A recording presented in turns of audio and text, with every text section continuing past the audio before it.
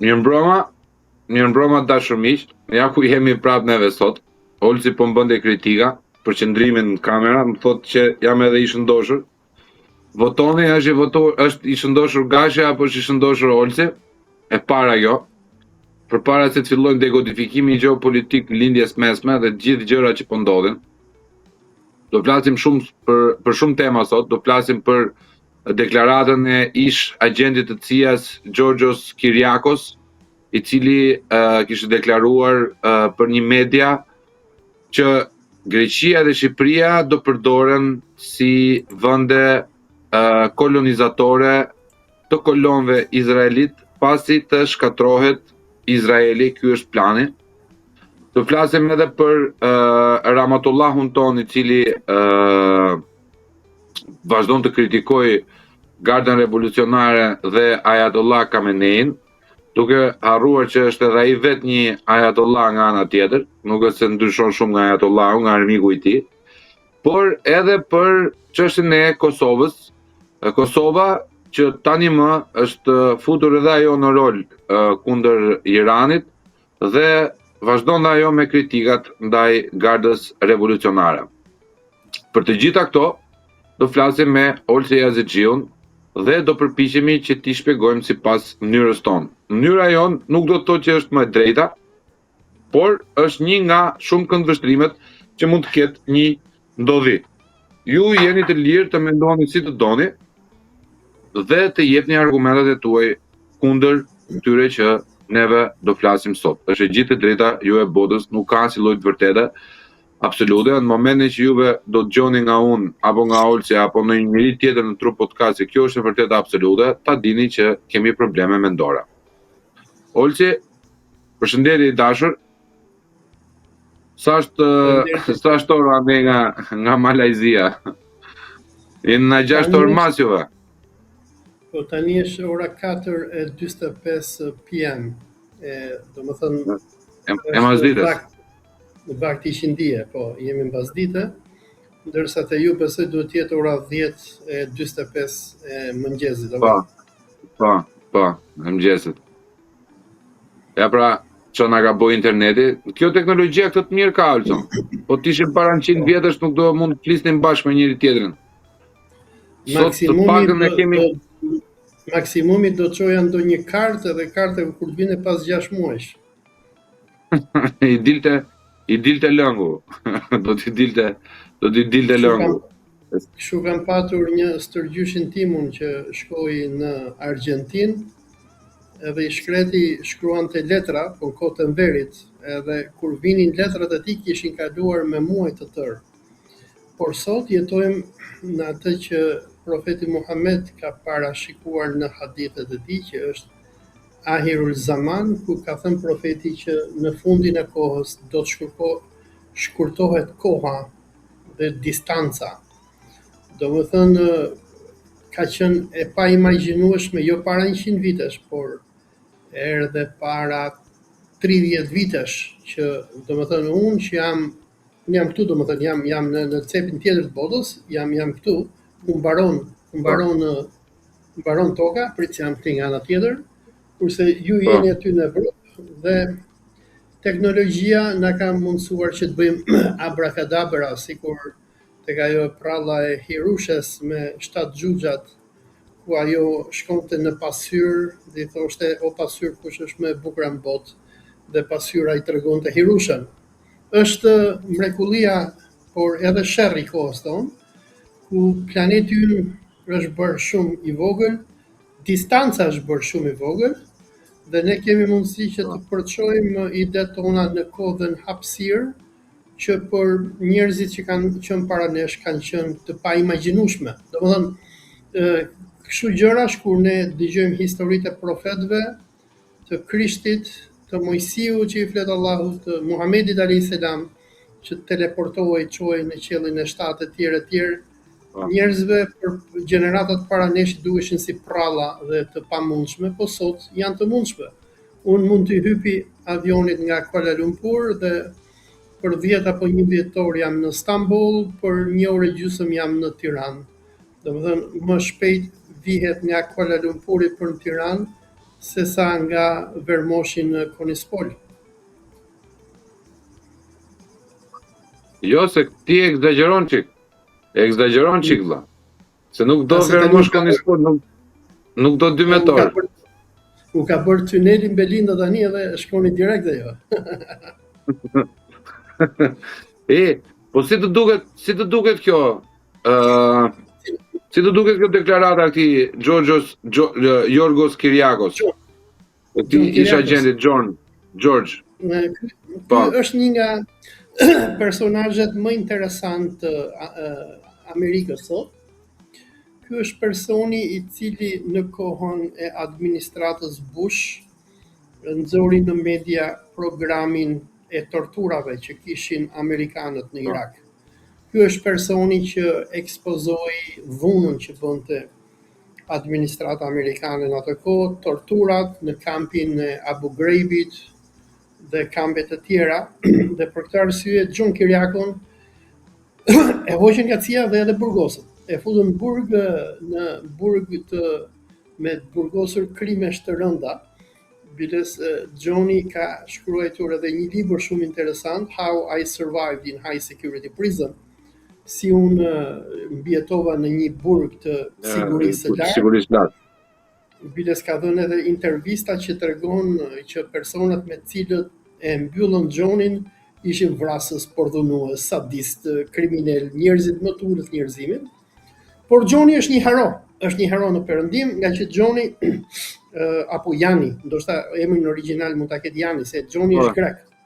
Është grek.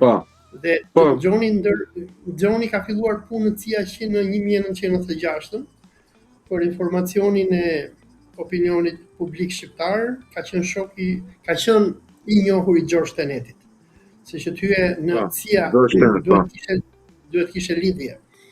Për ata që janë breziri që nuk e din kush është George Teneti, u sugjeroj që të lexojnë librin e Mero Bazës, harrova titullin, e ka bërë në anglisht Meroja, po pak a shumë dëshmitë e mia, thot Mero, për atë që ndodhi në Shqipëri në 96-97, dhe ajo që ndodhi në Shqipëri në 96-97, ku George Teneti ishte shefi i CIA-s, është që CIA amerikane në bashkëpunim me Aspadin greke kryen revolucionin greko-socialisto vlaho-ortodoks, ku sollën në pushtet Partinë Socialiste edhe NATO.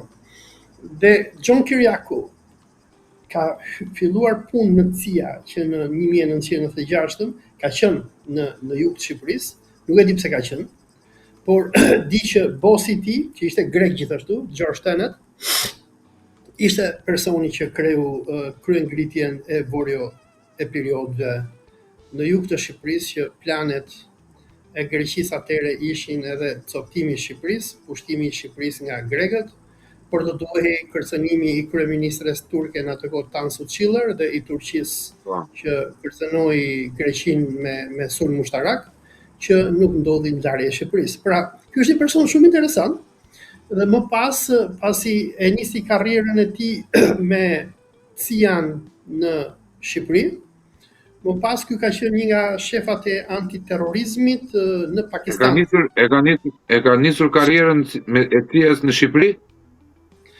Në Shqipëri, ka qenë në Shqipëri, por nuk e di se çfarë pune ka padur, por domethënë ky ka filluar punë në kohën që CIA nisi operacionin në Shqipëri për përmbysjen e regjimit. Okay. Por domethënë ky nuk ka folur shumë për këtë pjesë. Ky flet më shumë për aktivitetin. Ky ka qenë pastaj në Pakistan në kohën e Bushit të dytë, kur amerikanët nisën luftën kundër terrorizmit, që ishin luftrat e para masive që amerikanët do bënin për Izraelin, që filloi me goditjen e kullave për 11 shtator që i ka bërë Mossad Izraelit, dhe më pas pushtimi i Afganistanit, i Irakut, bombardimi i Pakistanit, etj. Dhe John Kyriakou atë karrierën e tij e nisi në Pakistan, që ky fliste arabisht.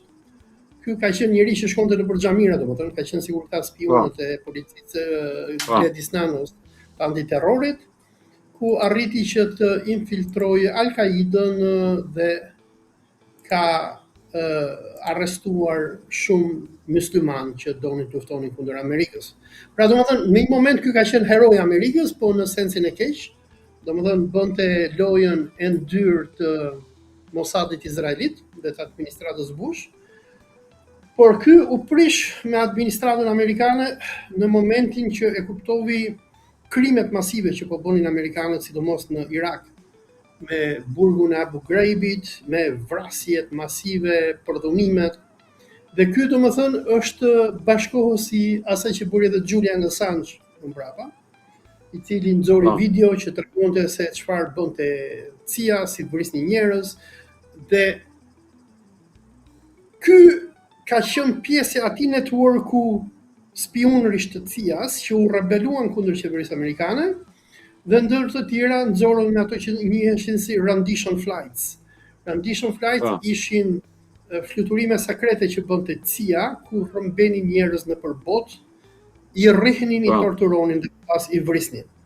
Dhe në këto rendition flights, që John Kiriakou është një nga këta që nxori këtë program, ishte për shembull nuk pëlqen ty ambasada amerikane në Tiranë, të sjellin një furgon të shtëpia, të rrëmbejnë, të rrahin, të kpusin në dru, pastaj të hypin në aviona sekret të CIA-s, të çonin në bazën amerikane Ramstein në Gjermani, të kpusnin në dru dhe nëse arrinin që të gjenin qoftë edhe gjën më të vogël kundër teje, të çonin si qembëlqenin në Guantanamo dhe të linin aty të vdisje.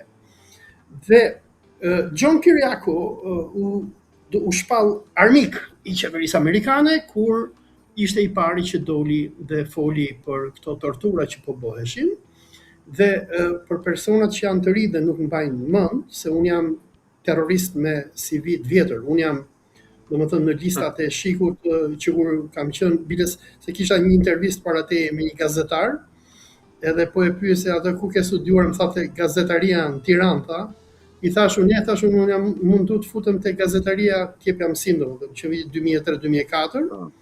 Po nuk më linin, i thash nga që kam qenë terrorist që i vogël, domethënë kam qenë me biografi të keqe. Edhe dua të them që domethënë unë kam folur shumë nëpër mediat shqiptare në vitet 2003-2004-2005, kur u bë lufta kundër Irakut. Kundër të tjera, Shqipëria ishte një nga vendet kryesore që janë bërë ato që njihen si rendition flights, domethënë amerikanët në bashkëpunim me spionët e tyre shqiptar. Atëherë nuk ka qenë policia antiterrorit, ka qenë Ministria e Brendshme që i bënte këto, në bashkëpunim me Shqipun, janë rrëmbyer nga Shqipëria njerëz dhe edhe janë vrarë. Dhe ka patur Kjo të rënë shumë holse. Kjo të rënë shumë vllëtë. Domethënë, të thuash janë rrëmbyer dhe janë vrarë nga Shqipëria, si me çfarë bazash? Me çfarë rretana? Mbi baza dyshime amerikane.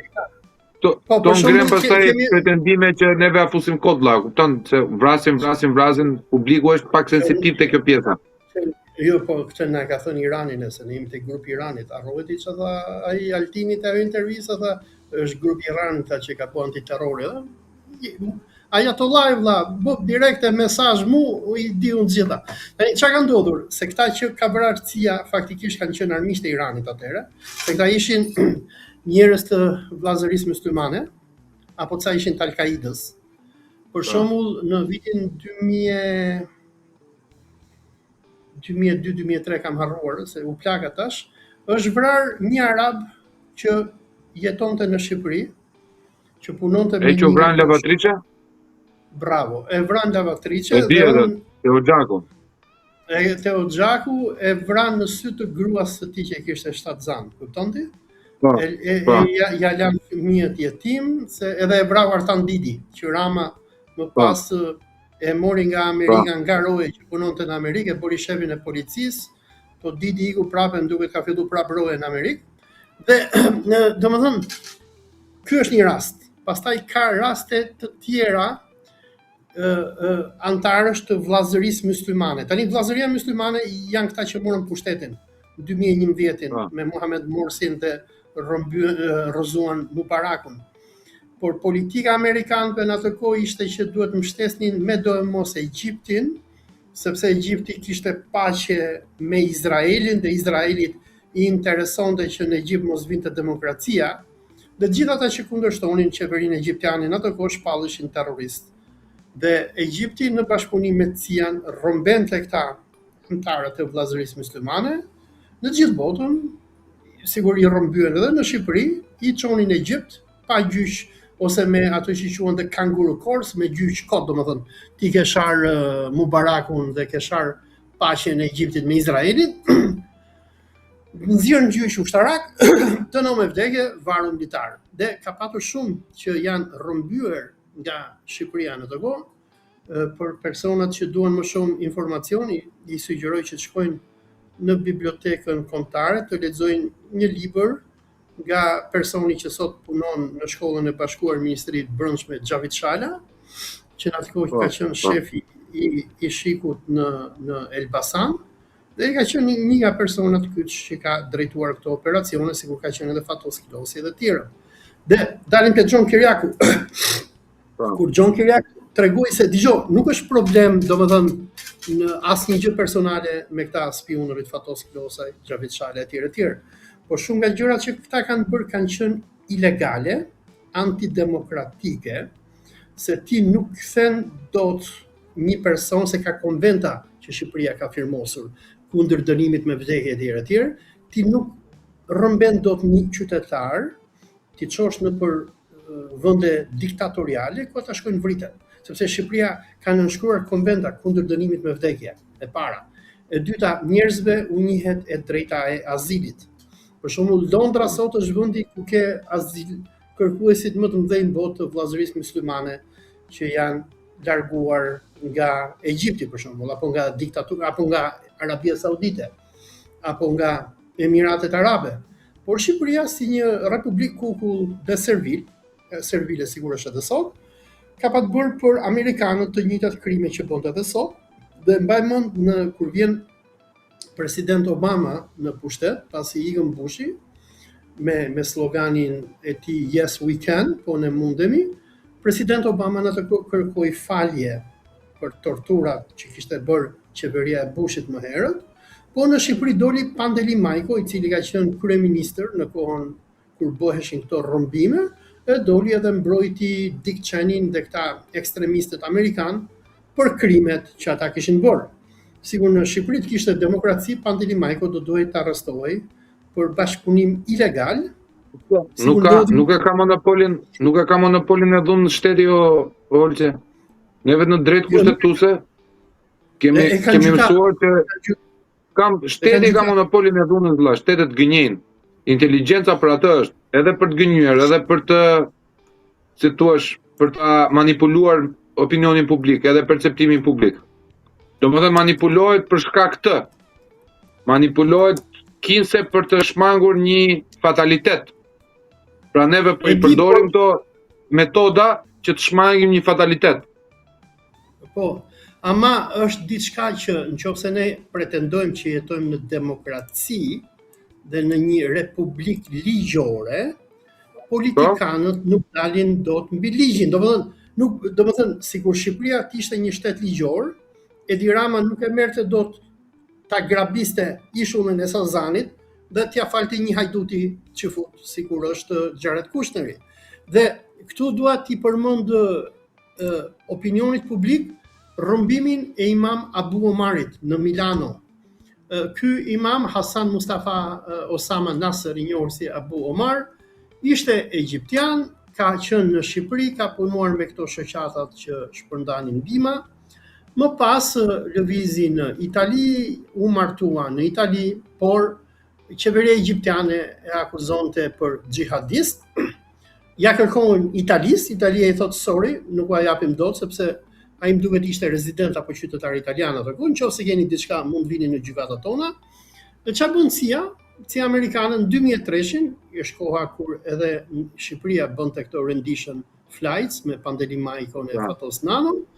CIA amerikane në mënyrë ilegale, duke thyer ligjin italian, shkon e rrëmben Imam Abu Omarin në 17 shkurt 2003 në Milano dhe me bashkëpunim të elementëve Quisling të sismit italian, shërbimeve italiane, e fusin në makinë, e çojnë në bazën amerikane në Aviano të Italisë, që andej e çojnë në Ramstein, ku e torturojnë, më pas e çojnë në Egjipt, ku imami torturohet. Por ç'a ndodhi është se Italia, nga që është shtet ligjor, kur imam Abu Omari rrëmbehet, se fillimisht gruaja e tij, familja e tij nuk e dinin ku ishte këtu. Domethënë nuk u dha asnjë informacion, se kur të rrëmbejnë amerikanët, ata të rrëmbejnë incognito. Ai telefonon familjen e tij në Itali, fillon hetimet prokuroria italiane, prokurori Armando Spataro, ai gjen se kush ishin agentët e CIA-s që e kishin rrëmbyer, dhe Italia ka dënuar 23 amerikan, agentët CIA-s, me dënime deri në 8 vite burg për rrëmbim ilegal të një qytetari në vendin e tyre. Pra, do të them, ku është diferenca ndërmjet Shqipërisë dhe Italisë? Është se italianët e duan vendin e tyre dhe kanë ligjin të parin. Nuk del dot një Fatos Klosa, ku dëgjon, një Gledis Nano, një Alban Dautaj që të rrëmbej njerëzit në rrugë dhe t'ja dhuroj amerikanëve, amerikanët ta marrin, ta torturojnë, ta çojnë në Egjipt etj etj. Po kjo ka ndodhur në Shqipëri. Po jemi prapë te John Kiriakou, le të dalim tek rasti i Shqipërisë, ajo ka shumë rëndësi. Pra sikur po thuhet, John Kiriakou erdhi në konflikt me qeverinë amerikane kur nxjerrën nëpër media që në kampin e Abu Ghraibit bëhen tortura dhe në Irak bëhen tortura, atë e përjashtojnë nga CIA, e fusin në burg. Dhe që kur ka dalë nga burgu, ai është bërë një aktivist, gazetar, është nga më të mirënjohurit në Amerikë, dhe në lidhje me atë që ju përmendët herët, domethënë atë videon e kam parë, nuk e di, atë videon do ta kenë prerë nga, do të ketë qenë intervistë më gjatë. Është një intervistë. Po. Ku ai gazetari e pyet që kohët e fundit po kemi izraelitët që po blejnë prona masive në Kipro, në Greqi dhe Shqipëri, dhe John Kiriakou thot atë që neve të gjithë e dimë, që izraelitët janë duke bërë plan për të lëvizur në masë nga Izraeli dhe për të bërë shtëpinë e tyre të dytë.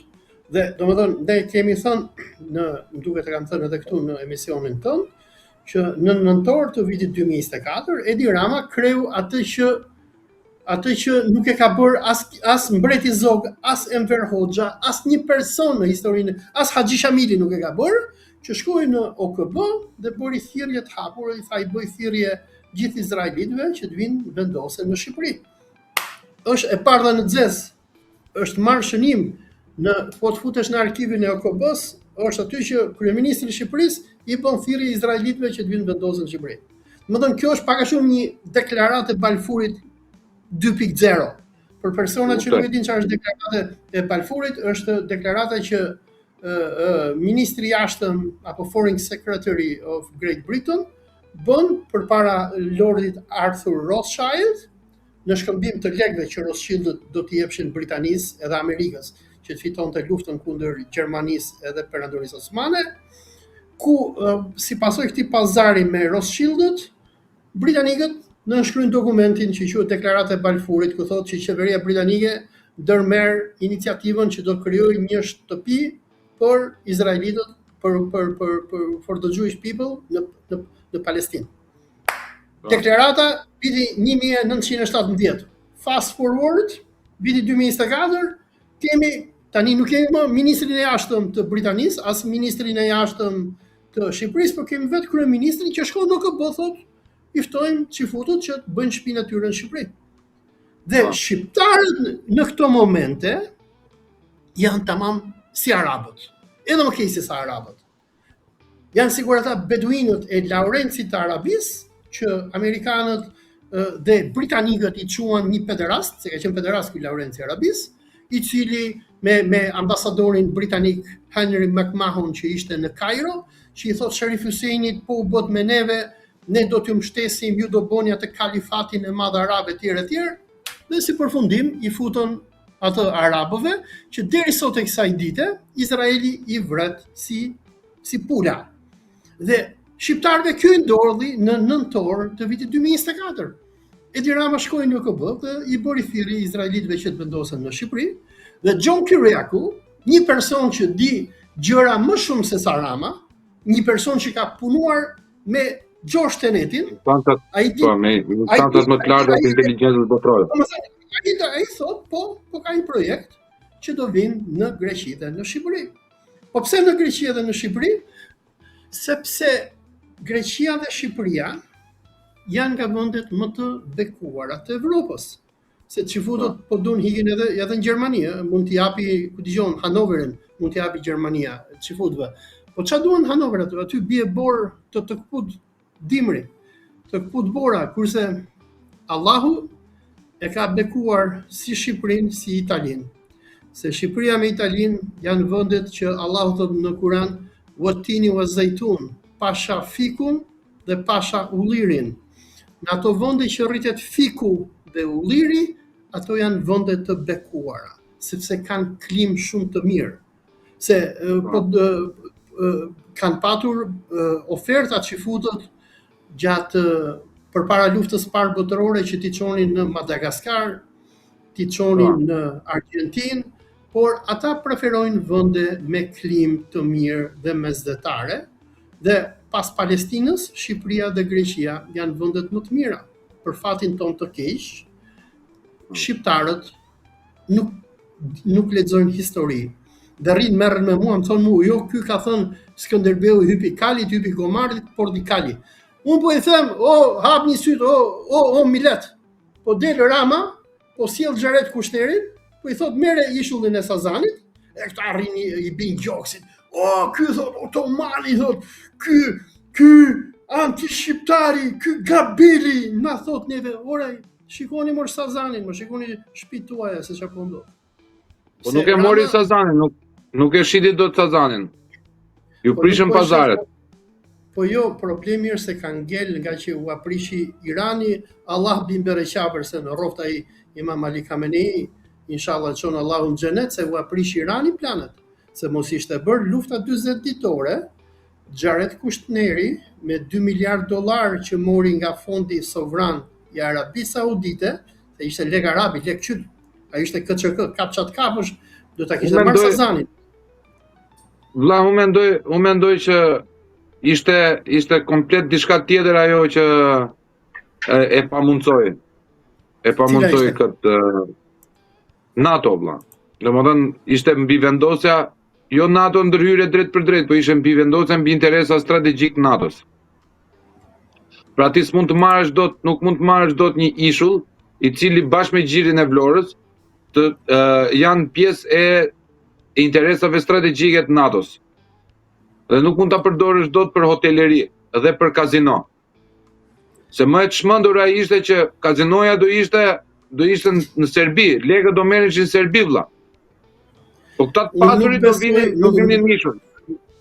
Unë nuk besoj që ka të bëjë NATO, se më fal për shprehjen, Trumpi nuk pjert për NATO-n, e para. E dyta, Trumpi deri para luftës kundër Iranit po kërcënonte hapur NATO-n dhe Bashkimin Evropian Danimarkën, që do t'i merrte Groenlandën, nuk besoj që është NATO. Unë besoj që problemi është lufta me Iranin, e që lufta me Iranin i ka shkatruar keq vendet e gjirit. Për personat që kanë ndjekur lajmet në ditët e fundit, Emiratet Arabe janë në prag falimentimi, nga që po bëhen 2 muaj që nuk po shesin dot asnjë litër naftë. Dhe lajmi më i fundit që e ka botuar Wall Street Journal përpara 2 ditësh, Emiratet Arabe i kanë kërkuar borxh SBA-s, Federal Reserve-it, i kanë kërkuar atij Scott, si ka emrin, si ka mbi emrin harrova, sekretarit të thesarit, i ka kërkuar që t'i japin Emirateve borxh në dollar amerikan, se për ndryshe kanë thënë do marrin borxh në yuan kinez, nga që Emiratet me atë që i bëj Irani që ja dogji vendin, domethënë nuk dogj Dubai, Abu Dhabi, ja shkatroi portet e tjera, ku po ka edhe arratisje masive të këtyre ekspatëve apo të huajve që jetonin në Emirate. Edhe Arabia Saudite është gjithashtu në krizë të madhe, se sigur i kemi shpjeguar edhe në emisionet e tjera. Irani me këtë luftën 40 ditore që bëri me Amerikën dhe Izraelin implementoi taktikën e bombës nukleare ekonomike, duke mbyllur kanalin e Hormuzit, ai la këto regjimet arabe, u tha u zorrën, se këto domethënë ekzistojnë vetëm nëpërmjet shitjes së naftës. Me shitjen e naftës këta mbledhin atë fondin sovran, me të cilin lekët që i investojnë në SBA. Dhe dalim te Jared Kushneri, që kur erdhi Trumpi në pushtet, gjëja e parë që bëri, shkovi i vuri haraç në emër të Trumpit sauditëve, i mori $2 miliardë dhe këto dollar duhet hidheshin diku, duhet vidheshin dhe të pastroheshin. Dhe me këtë rast kjo ishte një bingo win-win për Trumpin dhe Jared Kushnerin. E para merrshin falas ishullin e Sazanit nga ky langaraqi që kemi ne në Tiranë, që ky është i gatshëm të shesi edhe atë lindën vetëm që ta lënë pushtet. Merrte domethënë një super ishull për falas, që ky ishulli do bëj pak a shumë ishulli i dytë i Jeffrey Epsteinit, se ishulli Jeffrey Epsteinit u ekspozua, këtyri duhet një ishull i ri që cilë gjitha se nëse pan mund. Po s'kan vetëm një ata Olçe. S'kan vetëm një ishull ata valla. Po Sazani ishte super strategjik, se me Sazanin këta e kishin më kollaj që do merrshin si sheikut e Arabisë, si politikanët evropian që vinë kollaj me i cop helikopter, nuk u duhet që të kaloj Atlantikun. Dhe e dyta është që Sazani do bëj ishulli e Epsteinit numër 2, domethënë pron falas për Kushnerin. Tokë shqiptare mall pa zot. Varja shqiptarëve popull kot. 2 miliardë dollar të Arabi Saudite që do vjedhte edhe Rama në gjë, se Rama do sillte betonin, do sillte kastratin me këta tjerë, betonin e ujin e klientin. Do vjedheshin 2 miliardët, do jepi 1% Arabi Saudite, do i thonin okay, ju po investojmë neve se ne jemi të zgjuar, se jemi të çifut, kurse ju arabët jeni budalli, po investojmë $2 miliardë, do t'ju japim nga $1 milion në muaj që të kënaqeni ju tani McDonald's aty në Riyadh. Do vi dhe legu saudit. Dhe e treta, Sazani do kthehej në ishullin e Epsteinit. Domethënë gjithë politikanët evropian që Rama tani i çon në Jal, nëse ke parë, se ka bërë edhe një pistë helikopterësh aty që sjell ta Tony Blairat me shok. Po problemi me Jalën edhe me Himarën është se aty ka shumë shqiptarë, këta nuk duan shqiptarë. Biles nëse mban mend atëre lajmet kur Rama e tregoi për këtë kthimin e Sazanit në resort turistik, tha nuk do kenë akses sa gjithë njerëzit, aty do ishin sa indian edhe filipinez që nuk hapin, që do bënin shërbime. Dhe aty domethënë Sazani do shpallej një tokë jo shqiptare, një territor, domethënë do ishte pak a shumë shteti Bektashian numër 3, se numër 2 është shteti Mujahidinëve që është në Manz, pra një shtet Bektashian aty te poligrafiku mbrapa policisë antiterrorit, një shtet Bektashian në Manës, edhe një shtet judeo çifut për Kushnerët në Sazan, çfarë do të më shumë. Dhe ky do shërbënte pak a shumë, do ishte një nga bazat kryesore të Mossadit izraelit, të gjithë biznesmenët dhe lindjes mesme.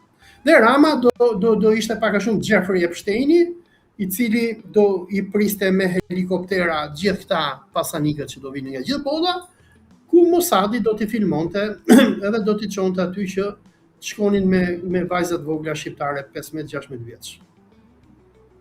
Se mendon me të vërtetë domethënë mendon me të vërtetë domethënë që ka qenë kaq satanike gjithë gjëja vëlla? Po pse ata kur vinë me bërë sevap, ti e shikon çfarë po i bën Libanit? Këta nëse pem duhet ky John Kiriako e tha në një nga jo, nuk e tha. E tha Tucker Carlson. Këta kanë bombarduar varrin e Shën Pjetrit në Liban. A di se kush është Shën Pjetri apo jo?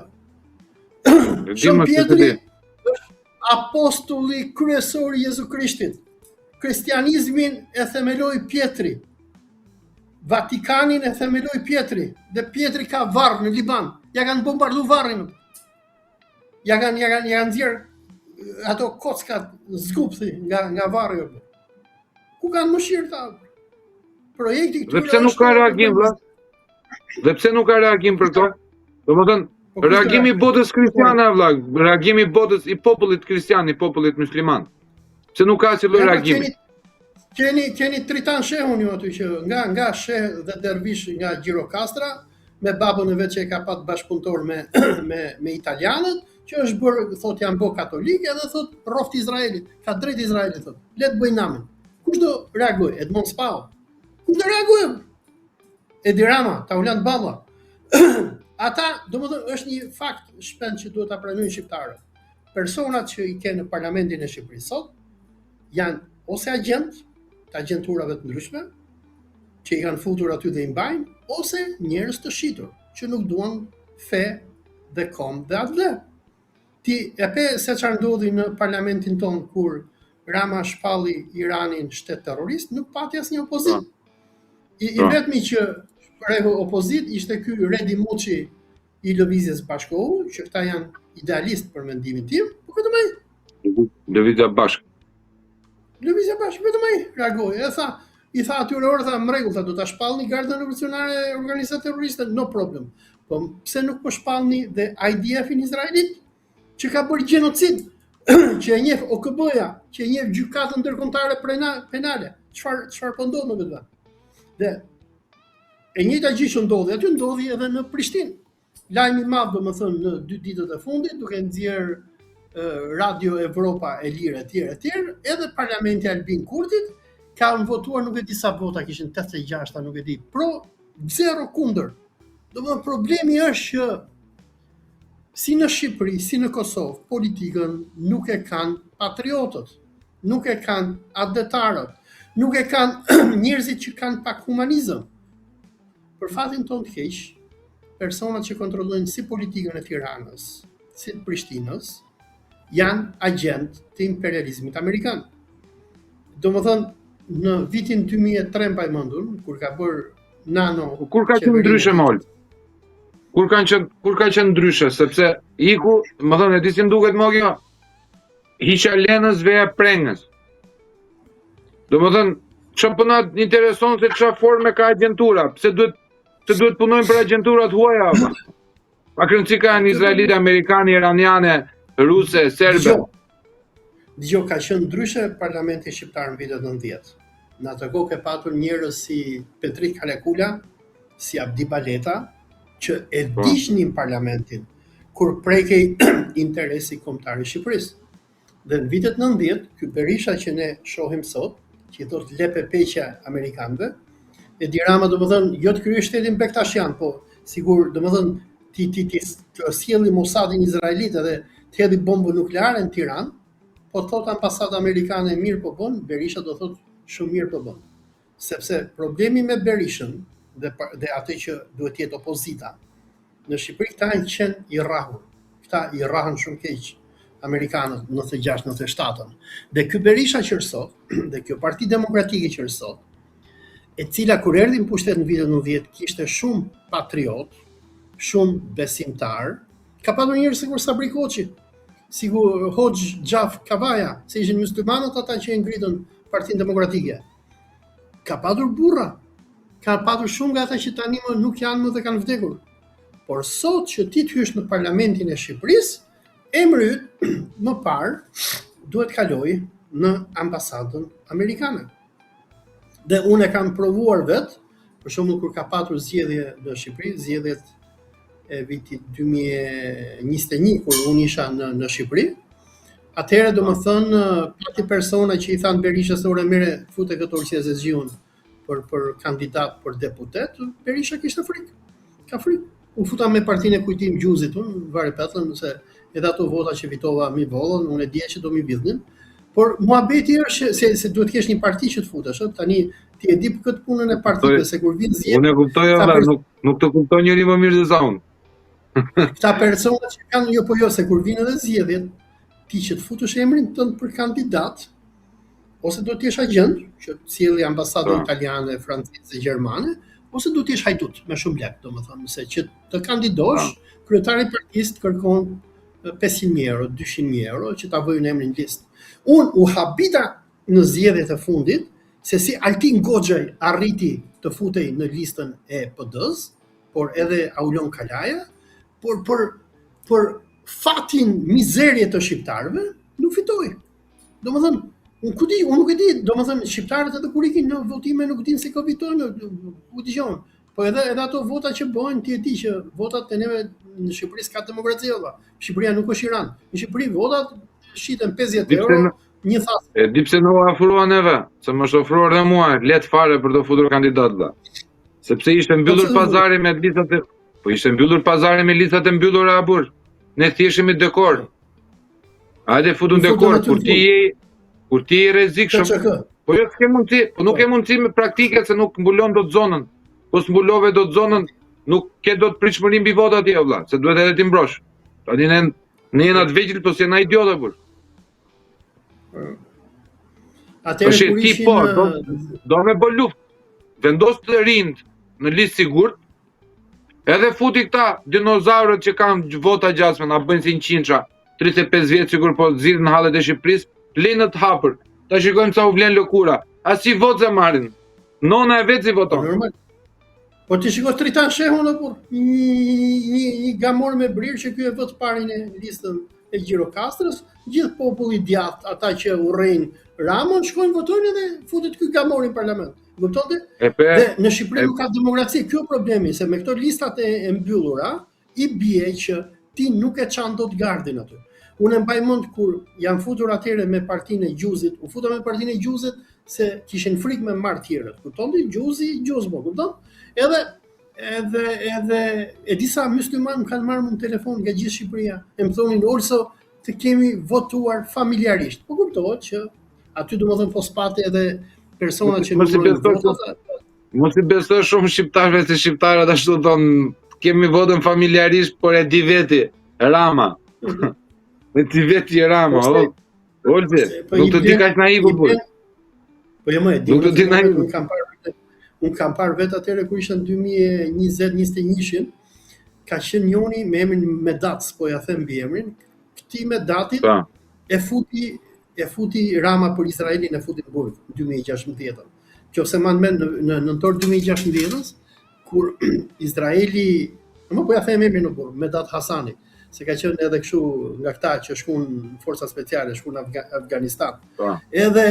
Edhe kur do luante Izraeli në nëntor 2016-s futboll me kombëtare shqiptare, Mosadi izraelit nuk donte që të bëhej ndeshja në Shkodër, nga që shkodranët janë shumë me gjak edhe shumë musliman. Edhe kishte hall Izraeli se do të çoheshin klamujt e Palestinës, sikur ky që ka mundtu mrapa, domethënë këtu në krahun dhe Mosadi i thot Ramos që do ta kancelosh ndeshjen në Shkodër, do bëhet në Elbasan Arena dhe thot që se ka ardhur ISIS-i, thon Ramos në Shqipëri, domethënë ata të Al-Qaidës kanë bërë grupin e tyre dhe do na vrasin neve me automatik.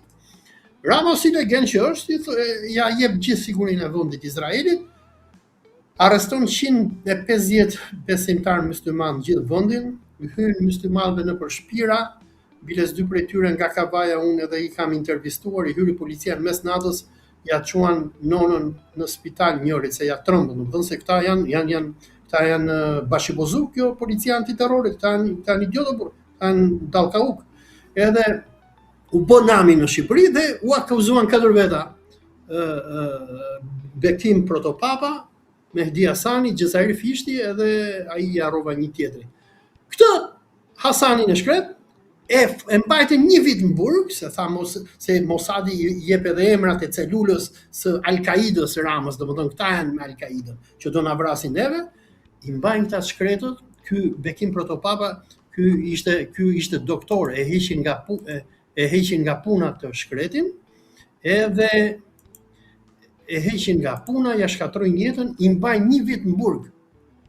Dhe pas një viti i mbajnë edhe një vit arrest shtëpie, dhe kur bëhen zgjedhjet e vitit 2021, i them unë këtij Medatit, Medati them, kena bërë grup konservator muslimanësh në parlament, na mbledh sa vota, vlla ma bëj hallall, tha, po unë tha kam bërë pak tha me deputetin socialist zonës, se thonte në Kamos. I them unë çfarë i them? Po tha do mbledh votat e muslimanëve, tha do t'i japim socialistëve. I thashun, o ç'plaf morti, i thashun, po këta të futën në burg, i thash për Izraelin. Doli pafajshëm ai më mbrapa, kuptonte?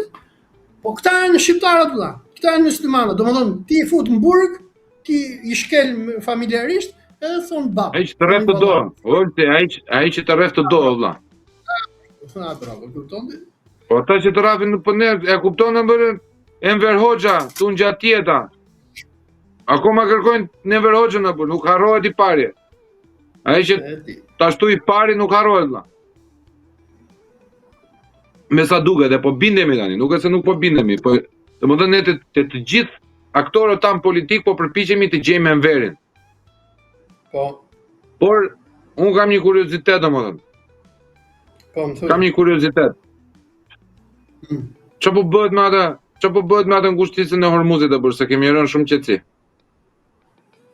Me ngushticën e Hormuzit punët janë mirë, do më thënë. Mirë për kërë, se kjo mirë është pak relative.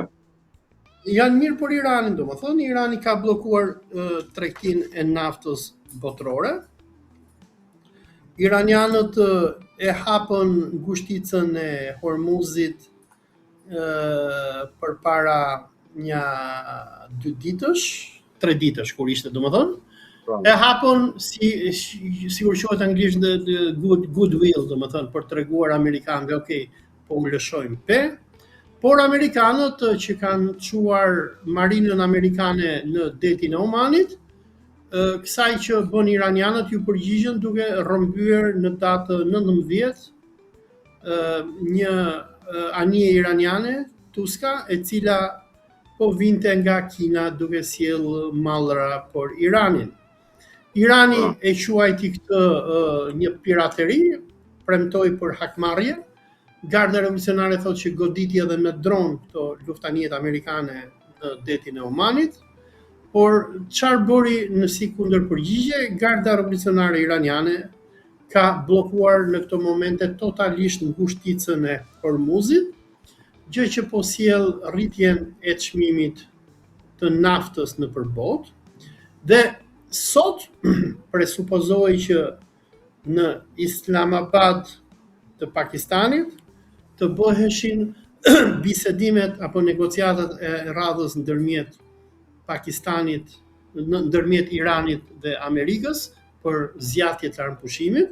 Sa armëpushimi skaton ditën e mërkurë, që i bie nesër. 12 ditor. Po, iranianët kanë vendosur që mos të shkojnë në Islamabad, e që thonë që amerikanët nuk janë përmbajtur asnjë nga pikave që ata thanë që do t'i përmbahen. Dhe pikat që iranianët i kërkuan amerikanëve ishte heqja e gjitha sanksioneve kundër Iranit, heqja e sanksioneve parësore dhe dytësore.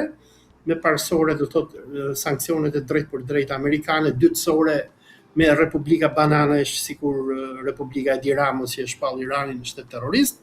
Dhënia fund e luftimeve kundër aleatëve të Iranit nga Hamasi në Gaza, Hizbullahi në Liban e tjerë, që Izraeli nuk e ka respektuar, ishte që iranianëve do t'i njihej e drejta për të vënë taks në ngushticën e Hormuzit. Amerikanët deri në këto momente nuk kanë bërë asgjë, po bën edhe këtë që i provokuan iranianët duke i grabitur atyre një anije mallrash. Dhe iranianët thonë, okay, ju doni këtë, ne nuk do bëjmë bisedime. Dhe J.D. Vance, që sot duhet ishte në Islamabad, nuk është nisur, dhe ngelet për të parë se çfarë do bëhet nesër dhe pas nesër, nëse Trumpi do ta zgjasë armëpushimin apo do të themi kemi kthim në luftë. Po gjatë kësaj kohe iranianët kanë riorganizuar ushtrinë e tyre. Mediat iraniane sikur Press TV e tjerë tregojnë që Irani ka rindërtuar industrinë e tij të luftës. Satelit amerikan tregojnë që iranianët kanë hapur shumë nga tunelet që ata kanë drone dhe raketa që u bombarduan amerikanët dhe i kanë nxjerr. Irani domethënë ka vënë në lëvizje industrinë e luftës, iranianët duket që kanë drone dhe raketë mjaftueshëm dhe po i thonë amerikanëve si doni, po doni fillojmë prap luftën ose vazhdojmë sikur jemi, por kjo po shkakton një krizë shumë të madhe në administratën e Trumpit, nga që çmimet e naftës, sidomos kur u rrëmbye kjo janë po vazhdojnë edhe po ngrihen. Dhe lajmi më fantastik që unë e përmenda në fillim kësaj bisede është që Emiratet Arabe janë në prag të falimentimit. Ata po kërkojnë borxh nga amerikanët për të financuar buxhetin e tyre. Duhet të sqarojmë diçka për shqiptarët, se vende sikur Arabia Saudite, Emiratet Arabe kanë me miliarda dollar nëpër bankat amerikane. Por problemi është për ata që kanë jetuar në Amerikë dhe në Kanada, e dinë që anglo-amerikanët e kanë këtë taktik, nuk janë si Shqipëria. Për shembull, po ikin në Amerikë, sollën me vete $1 milion, ata nuk thonë gjë ku i morë këto lekët. Thonë, hajde dhe sillni dhe futin në bankën tonë. Momenti që ti do me merr mrapsh, nuk i merr më ato lekë. Nuk janë si Shqipëria që policia antiterrorit dhe kufirit i kontrollojnë xhepat shqiptarëve kur hyn në rinas. Pse kanë këtë që nuk japin më lekët? Kanë rregullat e veta. Po, ore dëgjoj, do të kuptosh që SBA është një kazino e madhe, sigurisht edhe City of London, Londra. Këto janë këto qytete, domethënë këto perandori, një nga mënyrat se si prodhojnë lekë është nëpërmjet asaj që quhet money laundering. Shkosh për shembull në Toronto, ku kam patjetuar unë, në Lake Shore, do shikoj që gjithë hajdutët, industrialistët e Indis, e Pakistanit, e Iranit, që vjedhin me miliarda dollar, ka edhe shumë shqiptarë domethënë, lekët që i vjedhin nëpër vendet e tyre i çojnë Kanada ose i çojnë Londër ose i çojnë Amerikë. I çojnë aty dhe i investojnë nëpër properties. Momentin që ti për shembull ke bërë për shembull $1 milion në Shqipëri, çon aty, ti këto lekë ose do t'i investosh ose do t'i futesh në bankë. Po në momentin që ti i fut në bankë në këto vende, ti nuk i tërheq dot më. Kanë ligje këto vende që nuk të lejnë ti tërheqësh më lekët. Ti aty i ke lekët. Dhe e njëjta gjë ndodh me lekët e naftës dhe të gazit të vendeve arabe. Këta fakirat bëjnë me miliarda dollar me naftën që shesin e tjerë. E çojnë naftën anë, lekët anë, po. Dhe marrin vetëm fajden, se edhe pse Allahu thotë në Kur'an kush merr fajde ka hyrë në luftë me Allahun, ta s'duan me ditë për fare. E kanë çiktet. Po, dhe ekonomitë e këtyre funksionojnë me fajde. Dhe nëse mban mend çfarë bëri Trumpi kur erdhi në pushtet, në kohën që Jared Kushneri donte të investonte $2 miliard në Arabi Saudite në Sazan që i vjedhte, Trumpi në maj të vitit 2025 pasi e pa se sa shumë lekë kapi Jared Kushneri, shkoi në Emiratet Arabe, në Katar, në Arabi Saudite dhe i vuri gjop $4.5 trilion arabëve. Këto janë gjithë lekët që Emiratet marrin nëpërmjet shitjes së naftës dhe të gazit. Këto lekë futen në llogaritë e Arabi Saudite, Katarin, bankët e New Yorkut, po këto lekë pastaj kush i merr? I merr Elon Musku, i merr Lockheed Martin, i merr Jared Kushneri dhe investojnë dhe hapin fabrika dhe kështu është se si punësohet populli i Amerikës. Domethënë, duhet të kuptojmë që Amerika është një kazino, por tani ç'a po bën Irani? Duke mbyllur ngushticën e Hormuzit, kësaj kazinos janë prej lekët. Dhe në momentin që kazino nuk merr më lek, se domethënë këto bankat e Amerikës janë sude, se ky është një problem i madh që duhet ta kuptojnë shikuesit. Bankat amerikane dhe ekonomia amerikane, ku borxhi amerikan ka shkuar në spekulim financiar thotë. Janë sude. Spekulim financiar. Po. Spekulim që, domethënë, për shembull, unë jam kanadez. Dikush shofi ekonominë e Kanadas. Okej, Kanadaja ka pyje, ka naft, ka grur. Këto janë që shiten dhe Kanadaja merr 1% të kësaj. Po shikosh popullatën e Kanadas se si është rritur nga vitet 90 deri tani, ku është 2-3 fishuar, me të ardhurat që ka Kanadaja nuk e mban dot atë lloj ekonomie. Dhe çfarë bëri Kanadaja për shembull duke hapur vendin ndaj emigracionit masiv? Kanadaja shiste letra. Domethënë ti po pate për shembull 1 milion tani e kanë rritur duket në Toronto, e kanë çuar një $2 apo $3 milion. Ti po erdhe do të bëhesh kanadez, ti ke $3 milion, shko ble një apartament downtown Toronto, dhe ata ditën tjetër t'japin dorë rezidencën dhe për 3 vite t'japin pasaportën. Po çfarë bëjnë këto vende? Këto vende janë si aty që bënte edhe Dubai. Këto janë kazino dhe funksionojnë si punë sudesh. që kapin njerëzit që kanë lek, i sjellin aty, ata blejnë prona, por në momentin që dhe një ardhur e madhe vjen nga nafta e gjirit dhe gazi. Po në momentin që Irani bllokon tregtinë e naftës dhe të gazit, këto sudet nuk kanë më lek. Dhe nuk e di a i mban mend ato sa vjeç ka qenë kur u bën firmat piramidale në Shqipëri. 4-5 vjeç. Kam qenë relativisht i ri. I vogël. Po, ndoshta si mban mend se sudën e kanë patë aty te 21 kur kanë qenë aty. Pse ran firmat piramidale? Se firmat sikur ky Xhaferi e Sudia e qa ishin, këto u ndërtuan me premisën që ju shqiptar më jepni mua me mira dollar që keni dhe unë u jap përqindje muaj për muaj. Por erdhi një moment kur i gjithë leku i shqiptarëve u mblodh nëpër këto firma piramidale dhe në momentin që nuk kishte më lek dhe njerëzit kërkuan të tërheqin lekët, sudet shpallën falimentimin. Dhe kjo është rreziku që i vjen Amerikës në këto momente, nëse vazhdon bllokohet tregtia e naftës dhe Irani e mban të mbyllur Hormuzin, është se parat e sudes së vendeve arabe që shkonin për bankat amerikane nuk do ketë më. Dhe ajo që ka ndodhur në 2 ditët e fundit me Emiratet Arabe, të cilët po i kërkojnë lek Federal Reserve, i thotë na jep dollar se s'kemi më lek. Nëse këto vendet e gjirit do kishin mundësi të tërhiqnin ato fondet e tyre që kanë Amerikë, ne do kemi falimentimin e bankave. Dhe ky është problemi i madh për Trumpin, dhe ky është problemi që un kam frikë se Trumpi përballë kësaj krize që është, mund të përdorë edhe bombën nukleare për ta detyruar Iranin që të hapi kanalin e Hormuzit. Në anën tjetër, Irani po. Kam një pyetje tash. Falimentimi bankave çfarë sjell? Falimentimi bankave ma shpjego me moll. Si me moll? Rënien e regjimit, domethënë po falimentuan banka, çfarë do thotë? Do thotë që ti si shpend që ke futur $10,000 te banka, si quhet kjo banka izraelite që po bën Rama? Që po bën gjithaj shënime? Jet Bank më duket. Jet Banku që doli që ky pronari pas ka qenë njëri që ka pas nga këto call centrat, një hajdut izraelit i dënuar në Austri. Tani ç'a ndodh? Për shembull ti ke $10,000 i ke futur Jet Banku. Un kam $10,000 i kam futur Jet Banku. Momentin që banka falimenton, unë edhe ti ngelim pa lek e para.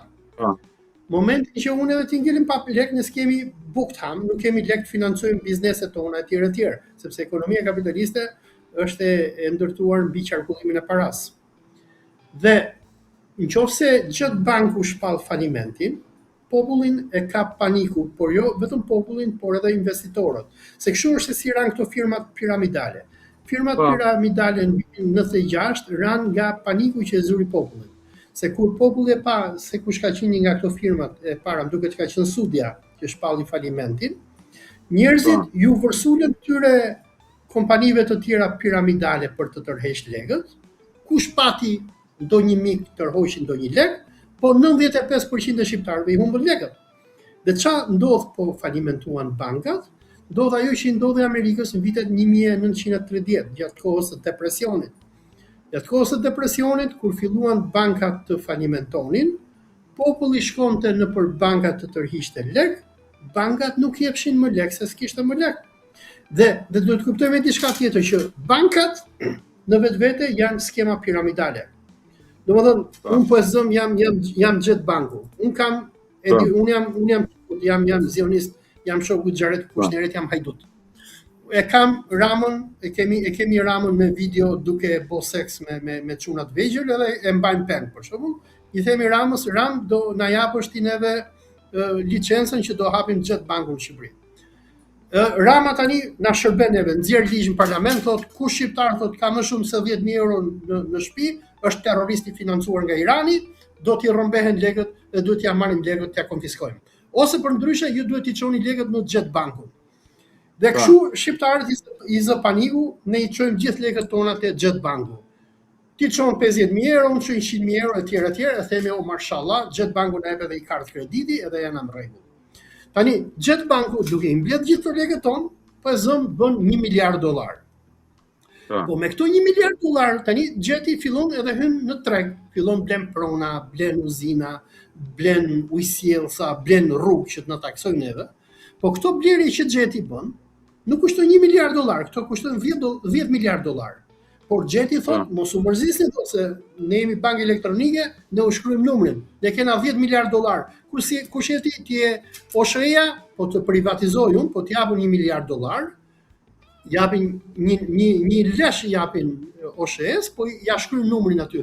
I thon OSHE-n, neve blem sa bën ti OSHE-ja $1 miliard, çeku e lekun, dhe çeku.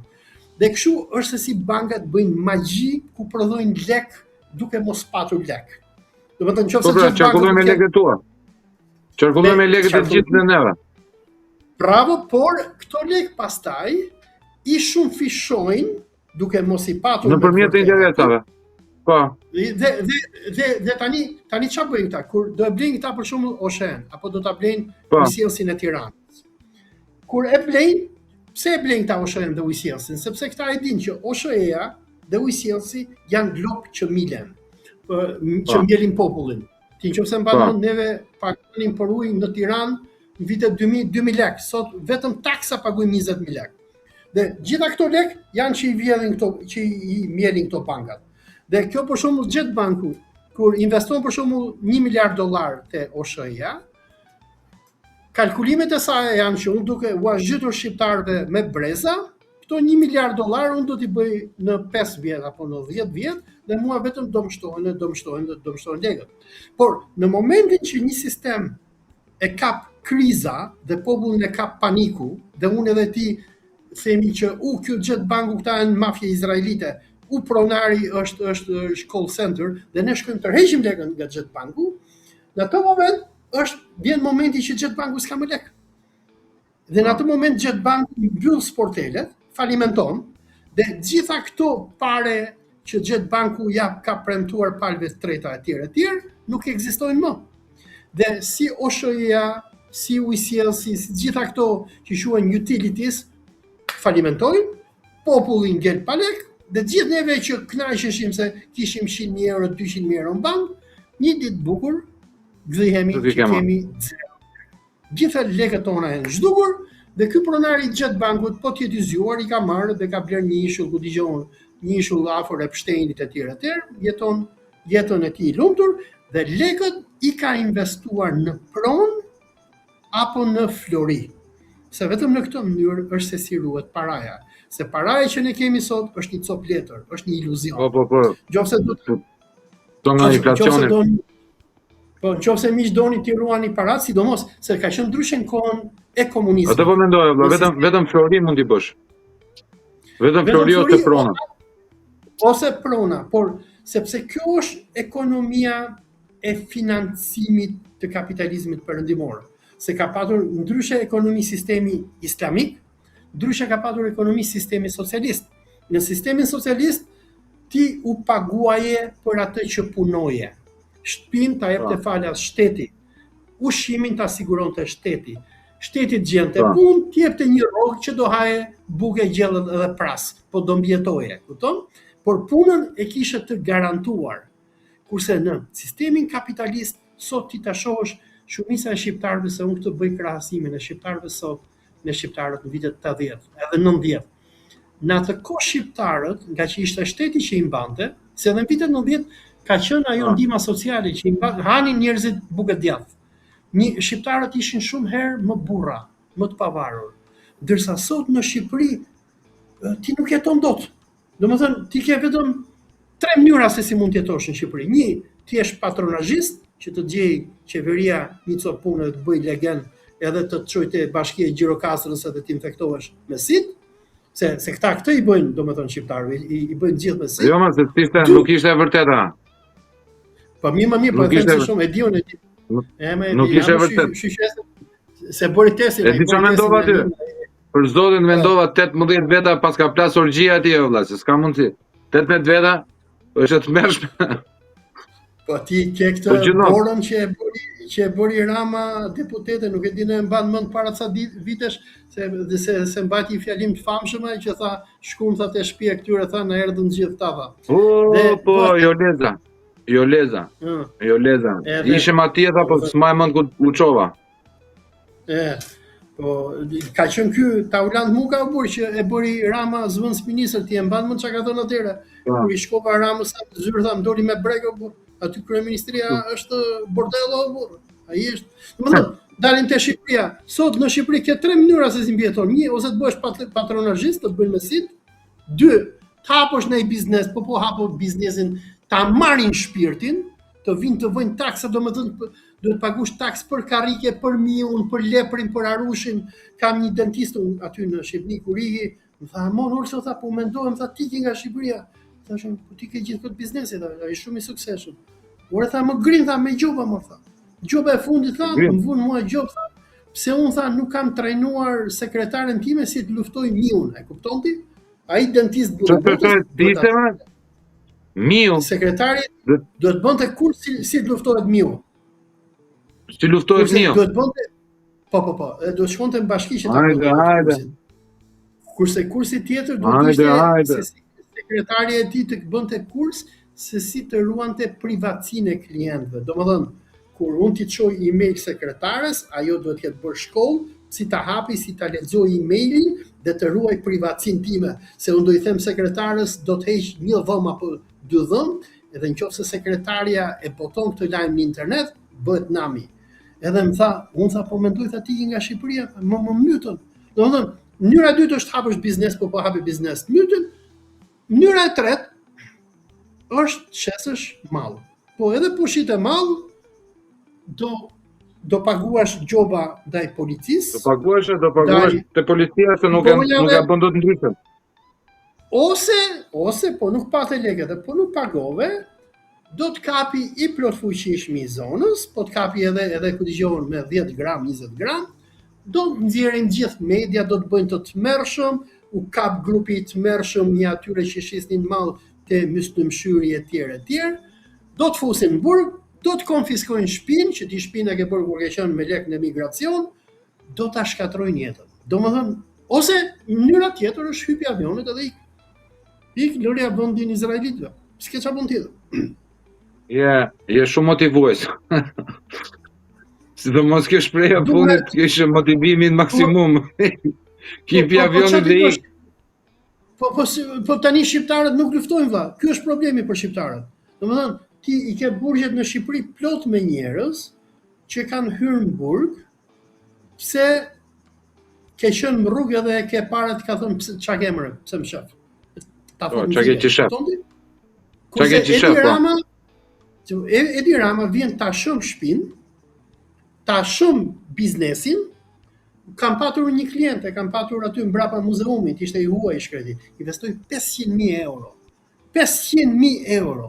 Bëri super kafe në Tiranë, erdhi Lalieri, ja hapi. Kur erdha tani, si ishte më? Kishte ik.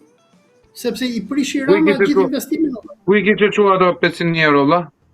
Po ndërtoi një nga dyqanet më luksoze të Tiranës i shkreti. Edhe unë i thoja, ore mos investo se ky është vend i mallkumit thash. Iko burri thash, bëj biznes të vogël, haj cobuk. Edhe i shkreti dilte me humbje. Edhe u detyrua ai nga Shqipëria. Domethënë, Rama nuk lejon, ka bërë një sistem aty që ty ta nxin jetën. Domethënë, ose mënyra tjetër është bëu prostitut, po duhet të jesh femër, domethënë që të përdhunojnë turistët izraelitë edhe haj cobuk. S'ke, domethënë, dhe Rama këtë i ka bërë Shqipërisë, dhe problemi me shqiptarët është se shqiptarët nuk çohen për drejtat e tyre. Dhe kur vin votimet, që po flisni më herët, ai e shet votën për një thasë me mia, për një 50 eurosh. Dhe ai kuptojmë ne votimin vëlla. Neve si popull, si mendoni, ja kuptojmë votimin? Allahu thot në Kur'an që Allahu nuk e ndryshon gjendjen e tij mbi një popull derisa ata të ndryshojnë veten. Ne shqiptarët e viteve 90 ishim ndryshe. Ne ishim të egër, ishim egërsira. Ne e rrëzuam regjimin komunist. Ne na kishin frikë policët. Po ti shife se çfarë bëjnë sot policat. Të kpusin burg, të rrafin, të fusin burg. Të vinë të konfiskojnë shtëpinë, konfiskojnë pronat, konfiskojnë makinat, të ta nxjerrin familjen në rrugë. Dhe nuk ka as rebelim as gjë.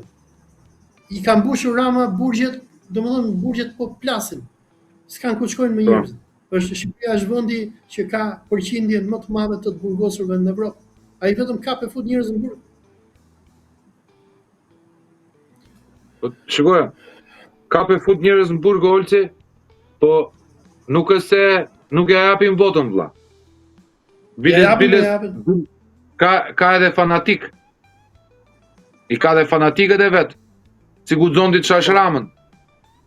Si guxon ti të shash këtë, si guxon ti të shash Izraelin. Gjithsesi vlla, se jemi drejt fundit. Ajo që më intereson mua është që neve po kthehemi në një vend koloni, ne jemi një koloni penale, po kthehemi në një koloni të izraelitëve. Dhe pse nuk e kemi kuptuar neve si popull, kur kemi qenë disa nga ne, që mbas edhe nuk flasim me njëri tjetrin, që e kanë ngritur zërin për këtë çështje. Agenda. Edhe prapë se na dëgjoj njëri vlla. E ka të bëjë me, ku dëgjon, ka të bëjë me edukimin e shqiptarëve. Unë për shembull personalisht jam shumë i zhgënjur me besimtarët musliman. Domethënë, nga që unë jetoj jashtë, edhe unë kur vi në Shqipëri, vi rrallë, po kur vi arri që të shoh ndryshimin që nuk e shikoni. Dhe unë jam habitur për shembull se çfarë ka bërë Rama nëpërmjet Belinda Pallukut, se si arriti me patronazhist, me antiterror, me spion, ti rekrutoj shumë hoxhallar dhe besimtar, dhe ti bëj shërbëtor, dhe ti blej, dhe kur i blen me gjëra ordinere, i blen me i vend pune për vllajën, me një mosfutje në burg nga që ke marrë lek nga fondacionet arabe.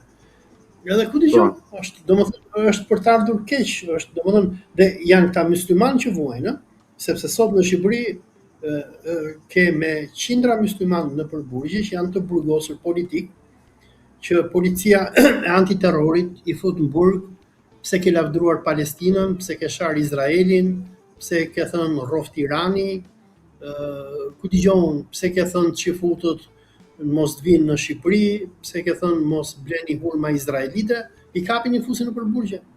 Edhe si punë e këtij Mehdi Hasani që të përmendon në burg, këtë e kalbi në burg Rama për Izraelin. 2021 po bëj fushat vlla, jo po bënte fushat vlla për deputetin socialist Lagjes. Edhe kur ma tha këtë e pash kështu, a jem rregull ti thashun. Po Rama, këta socialistët kalbën në burg. Po janë tamam si punë e shqiptarëve vlla, që enveri i vriste i zhdukte me fizë, këta i thonin babë. Partia ime më dënoi. Partia ime më dënoi, Olce. Partia ime më dënoi vlla. Kjo është domethënë, kjo është fatkeqësi që neve nuk e di domethënë, brezi juaj jo, po nuk e di as brezi im, nëse do ta ketë mundësinë për me pa një herë antropologjinë historike shqiptare që të ketë përmirësim, se jemi vetëm drejt dekadencës, nuk e di domethënë. Kohrat kalojnë, vinë kohra të reja, neve ngelemi prapë the same fucking shit, a kupton? Njëjti mentaliteti, e njëjta gjë, të tredhur, të strembur, ignorant vlla. Ignorant, mendoj vetëm kështu, imagjino të vinë njëri në shtëpinë tënde dhe të thotë shikoj te banja tash kjo është e imja. Do të dilti nga dhoma gjumit se është e imja ose hajde më jep pleks flesh, më thënë paguaj qeran për të fjetur në krevatin tënd. Po nuk e konceptojnë të kështu shqiptarët kur vinë shtetin, sepse shteti për neve vlla nuk është shtëpi. Ato kombet e fuqishme shtetin e quajnë shtëpi vlla, kombin e quajnë shtëpi, është shtëpia ime. Neve nuk e quajmë, neve e quajmë si një prostitut Shqipërin vlla, që duan vetëm ta përdhonojmë e ti grisim çika fustane. Dëgjoj shpendo para se ta mbyllim, do të them një thënie që ma ka thënë një konsul rus në Shqipëri.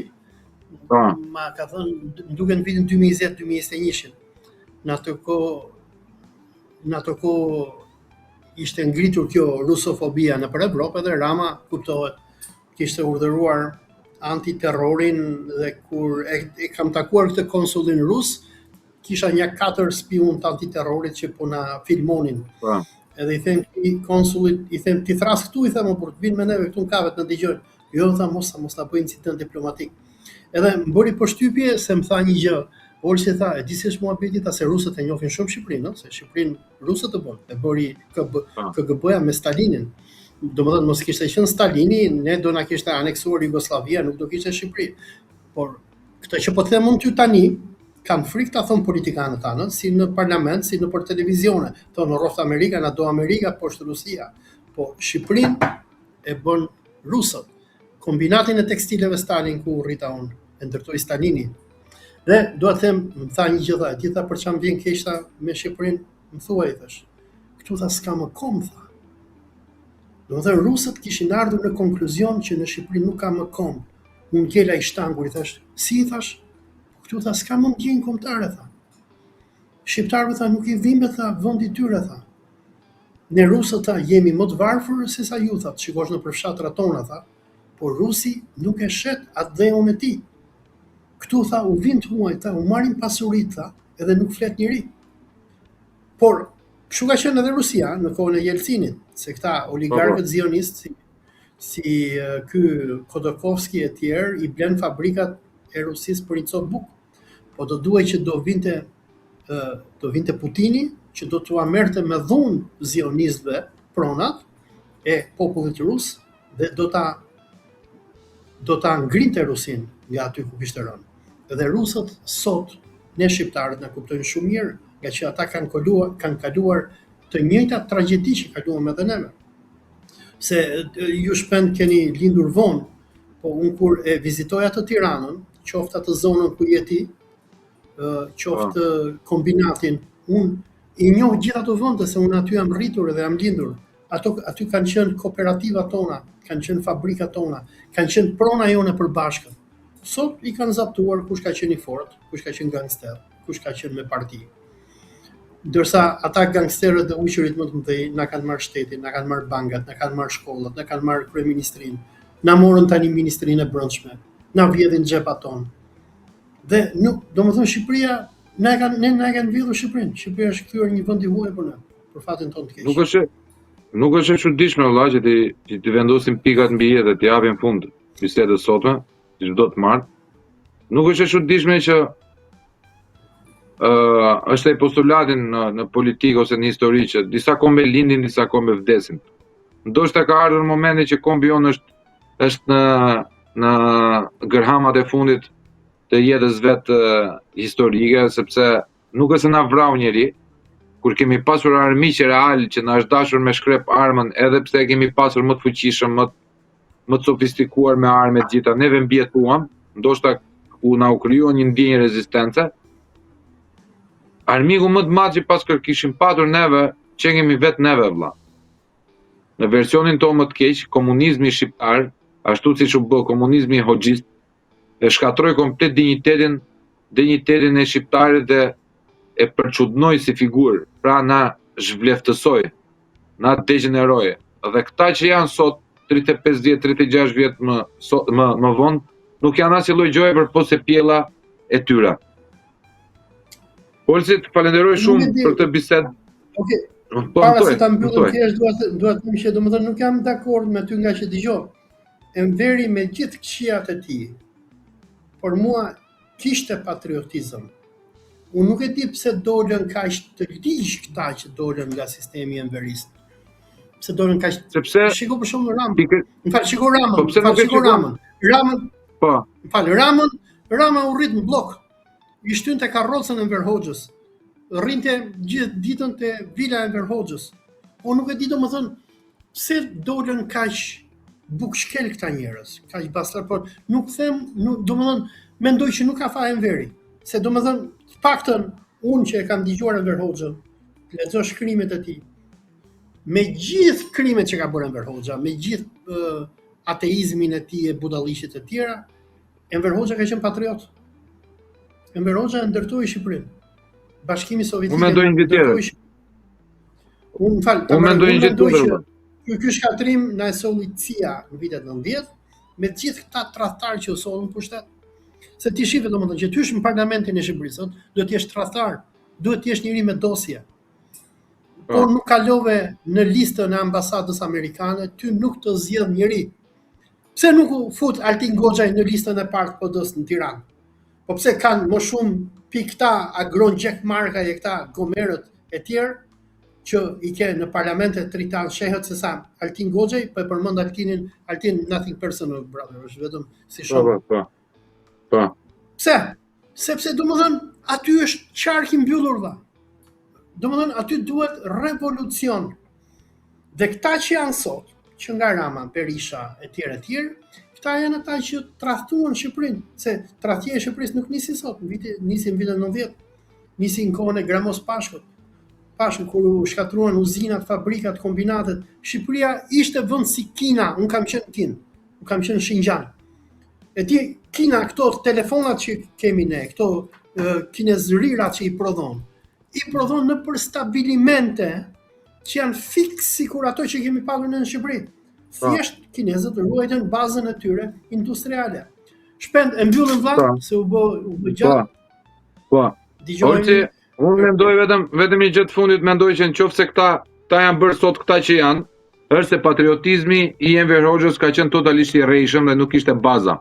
Sepse po të ishte patriot, do induktonte patriotizëm. Fakti që këta zagarët janë të gjithë të shitur, tregojnë që duan babën dhe i ngjajnë babës. Bëj flamurin me këtu jemi shqiptar, luan kombëtarja, se traditat tona gjitha dhe pallepsin arsimin e shkatrojnë edhe i shitet tokën e paketa maleve në fush e gjitha me radhë e 7501 e vllavrasje, e vrasje për parkim, e jo kohezion social e gjitha me radhë. Kështu që i dashur, ky do jetë një debat që do zgjasë në javët në vazhdim, sepse është çështje këndvështrime. Ti mendon se këta janë më keq se ata, unë mendoj që këta janë matrioshkat e atij. Respekte Plago, respekte dhe miru dëgjofshim javën tjetër të martën. Miru pafshim vëlla.